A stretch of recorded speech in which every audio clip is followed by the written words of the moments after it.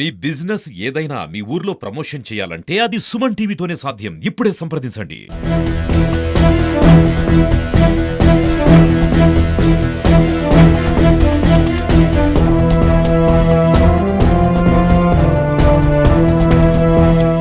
చెడు వ్యసనాలకి జల్సాలకు పాల్పడినటువంటి ఓ వ్యక్తి తిరుపతిలో ఆత్మహత్య చేసుకున్నటువంటి ఘటన కలకలం రేపుతోంది.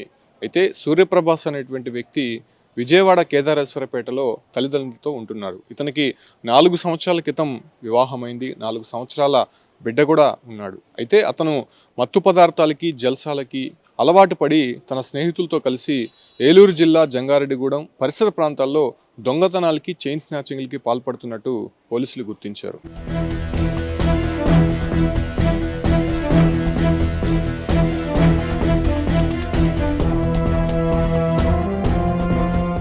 అయితే ఒక దొంగతనానికి సంబంధించి తన స్నేహితులు పట్టుబడిపోవడంతో ఇక సూర్యప్రభాస్ కూడా పోలీసులకి దొరికిపోతాననేటువంటి భయంతో తన భార్య బిడ్డతో 1 నెల క్రితం తిరుపతికి వచ్చేసాడు. తిరుపతికి సమీపంలో ఉన్నటువంటి వేదాంతపురం రాజేశ్వరి నగర్లో ఓ నివాసం తీసుకున్నాడు. అక్కడే ఉంటూ ఒక చిన్నపాటి పనులు చేసుకుంటూ జీవనం సాగిస్తున్నాడు. అయితే పోలీసులు బృందం ఒకటి నిన్న తెల్లవారుజామున తిరుపతికి వచ్చింది.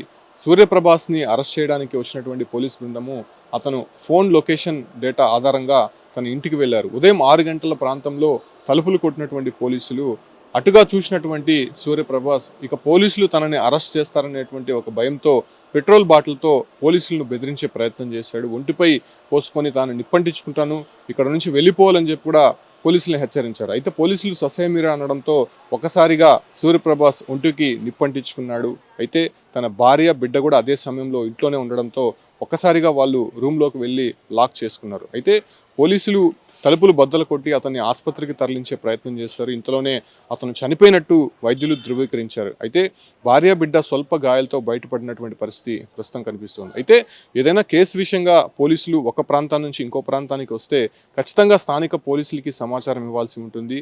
అయితే సూర్యప్రభాస్ పైన దాదాపు 6 దొంగతనాలు చైన్ స్నాచింగ్ కేసులు నమోదైనట్టయితే మాత్రం పోలీసులు చెప్తున్నారు. దాంతోపాటు కూడా ఒక ఫోక్సో చట్టం కింద కేసు కూడా నమోదైనట్టయితే తెలుస్తోంది. సో ఈ కేసుల విషయంగా సూర్యప్రభాస్ని అరెస్ట్ చేయడానికి సిఐతో సహా ఒక బృందం ఏదైతే ఏలూరు జిల్లా నుంచి తిరుపతికి వచ్చింది. అతన్ని పట్టుకోవడానికి స్థానిక పోలీసుల సహాయం లేకుండానే నేరుగా వెళ్ళినటువంటి నేపథ్యంలోనే ఇటువంటి ఘటన చోటు చేసుకోవడంతో ఒక్కసారిగా పోలీస్ శాఖ కూడా కొంత షాక్కు గురైంది. వెంటనే ఏలూరు జిల్లాలో ఉన్నటువంటి ఒక డివిజనల్ అధికారి కూడా నేరుగా ఇక్కడికి వచ్చి తన భార్యతో కొంత మాట్లాడే ప్రయత్నం చేశాడు. అది క్షణికాలంలో ఆవేశంలో చేసుకున్నటువంటి ఘటన నేపథ్యంలోనే కొంత రాజీ చేసే ప్రయత్నం అయితే పోలీసులు చేస్తున్నారు.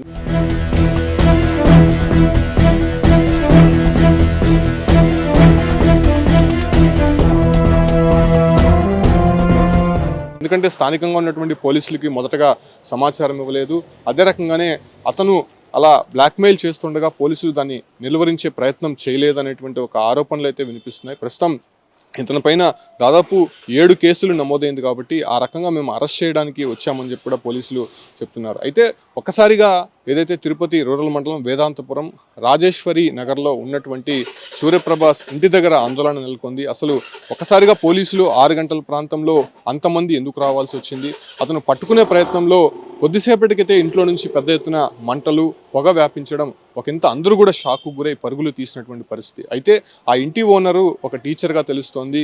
ఆమె ఇక్కడికి వచ్చినటువంటి సూర్యప్రభాసు తన భార్య బిడ్డని చూసి ఏదో ఒక ఊరు నుంచి ఇంకో ఊరికి బదిలీ అయినట్టు ఇక్కడికి మేము ఒక ఉద్యోగం కోసం వచ్చినట్టు చెప్పి అక్కడ నివాసంకి చేరినటువంటి పరిస్థితి కనిపిస్తుంది. సో ఈ రకంగానే ఆమె నమ్మి వాళ్ళని అక్కడ రెంట్కి కూడా ఇవ్వడం జరిగింది. కేవలం 1 నెల మాత్రమే అయినట్టయితే తెలుస్తుంది. ఆ 1 నెల రోజుల పాటు సూర్యప్రభాస్ ఉదయం ఇంటి నుంచి బయటికి వెళ్ళి తిరిగి సాయంత్రం కానీ రాత్రికి కానీ ఇంటికి వచ్చేవాడు. సో ఇలా అందరితో కూడా చాలా సఖ్యతగా ఉండేవాడు. సో ఈ రకంగా ఉన్నటువంటి నేపథ్యంలోనే అక్కడ ఉన్నటువంటి వారు ఎవ్వరికీ కూడా అనుమానం రాలేదు. అయితే ఒక్కసారిగా నిన్న తెల్లారుజామున 6 గంటల ప్రాంతంలో పోలీసు బృందాలు అక్కడికి రావడంతో అందరూ కూడా షాక్కు గురయ్యారు. అది వెంటనే ఇల్లు మొత్తం కూడా కాలిపోయినటువంటి దృశ్యం అక్కడ కనిపించడంతో అసలు ఏం జరుగుతుందో తెలియనటువంటి పరిస్థితుల్లో లోకల్గా ఉండేటువంటి వారు స్థానికులకు పోలీసులకి సమాచారం ఇచ్చారు.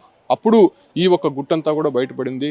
అక్కడి నుంచి వచ్చినటువంటి పోలీస్ బృందం ఎటువంటి సమాచారం ఇవ్వకుండా స్థానిక పోలీసులు సహాయం తీసుకోకుండా ఇటువంటి సెర్చ్ చేయడం పట్ల ఒకంత విమర్శలు అయితే వినిపిస్తున్నాయి. ప్రస్తుతం ఏదైతే ఏలూరు జిల్లా నుంచి వచ్చినటువంటి ఒక ఉన్నతాధికారి ఆయన భార్యతో మాట్లాడే ప్రయత్నం చేశారు.